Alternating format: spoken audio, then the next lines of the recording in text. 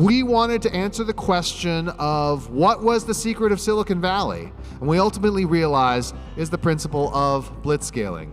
Now, we define blitzscaling as the pursuit of rapid growth by prioritizing speed over efficiency in the face of uncertainty. That sounds kind of risky, and that's because it is. And the question becomes, what are the circumstances under which you would want to incur such a risk? Now, the answer comes from the great philosopher Ricky Bobby of the movie Talladega Nights. If you ain't first, you're last. First, you need to have a winner-take-most market, which means that nobody can catch up with you. Even if they make the same product you have, sometimes even if they make a better product, they won't be able to catch up. People sometimes think, especially its critics, that blitzscaling is just about spending a lot of money on marketing and advertising. Not true. Spending money is necessary but insufficient. You need to have the ability to drive that competitive advantage. Artificial intelligence is one of the reasons why blitzscaling is going to be more important than ever. One of the funny things is I am not Reed's most famous AI disciple.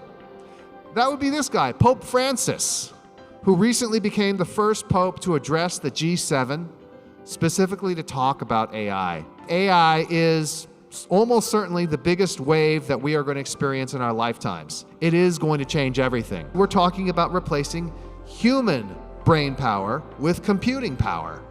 And we're already seeing massive gains. Faster, cheaper, and better are three of the ways that you can create value. But the fourth and most important is to do something new that has never been done before. Is my industry screwed or not? And to answer that question, you have two questions that you need to ask. How much can AI amplify or replace human brain power?